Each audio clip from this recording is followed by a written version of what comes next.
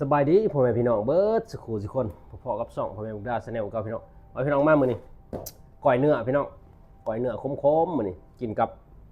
ผักหลายอย่างพี่น้องมะแข้งแล้วก็มะเขือม่วงมีผักอันนี้ยังนะผักกาดขาวแล้วก็โหระพามารอบดึกคือเก่าแบบแซ่บเหมือนกันพี่น้องแบบแบบผักเอาผักปุ่นนะมาคำใหญ่ๆ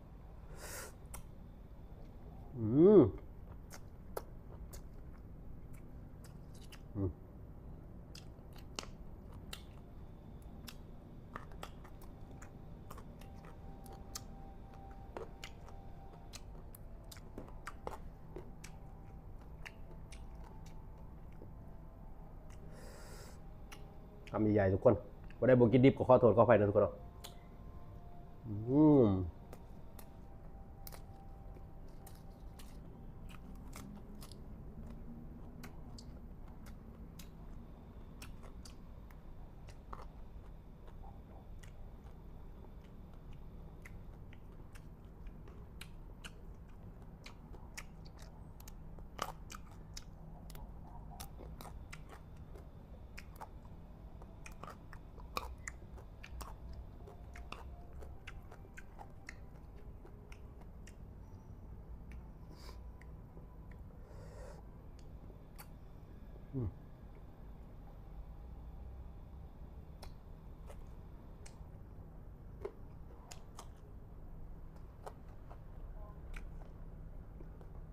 ลูกโดด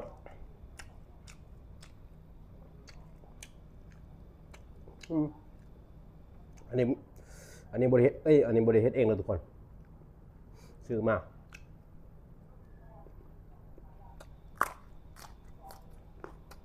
อืม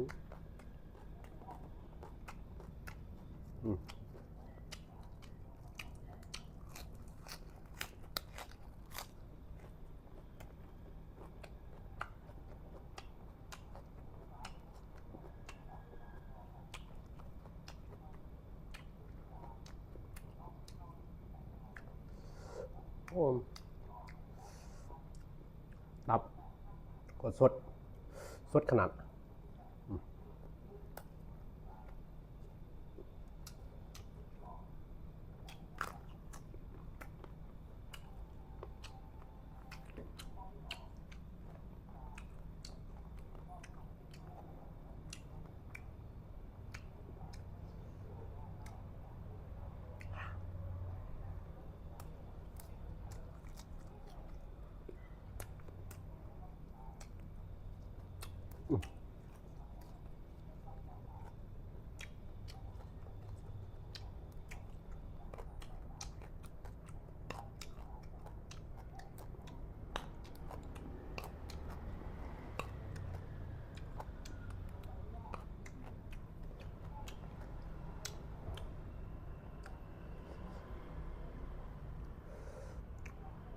โอ้สุดยอดพี่น้องเอ้ยเขาเฮ็ด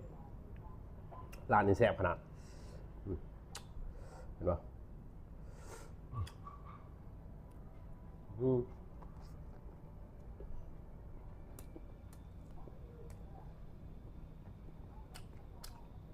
เครื่องหมกมาเขือไล่อ่อน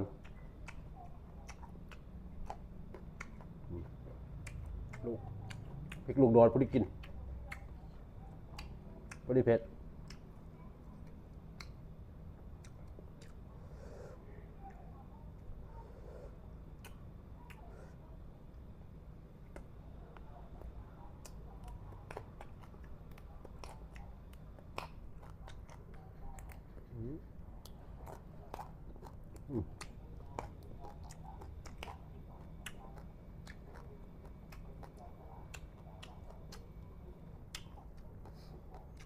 แซ่บมาแข่งมาคักมาแข่ง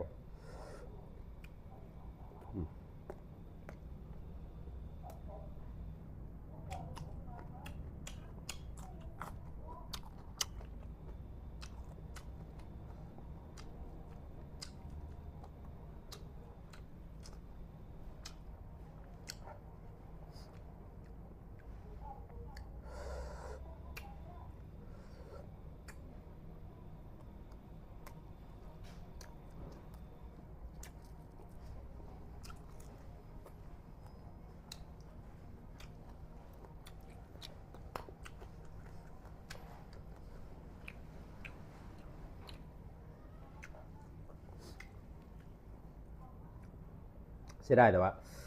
มูลค่าให้น้อยโพดปกติเพิ่นสิให้อันนั้นนำกระเทียมนำอุ้ยตับตัวนี้พี่น้อง บ่อยากแจ้งมาได้อืม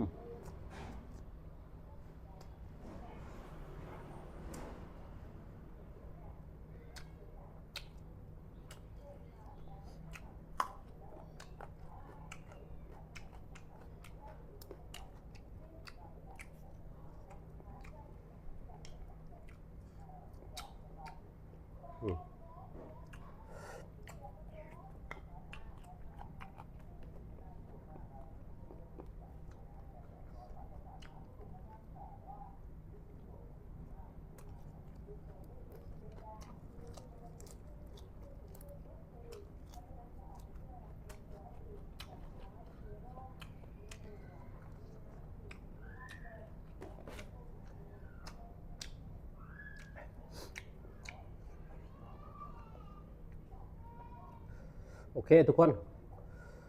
คลิปนี้ก็ขอขอบใจทุกคนเนาะที่เข้ามากดไลค์กดแชร์กดติดตามเนาะเพราะว่าทาง YouTube และทาง Facebook เนาะสำหรับคลิปนี้ก็ขอลาไปก่อนคลิปหน้าพอกันใหม่พี่น้อง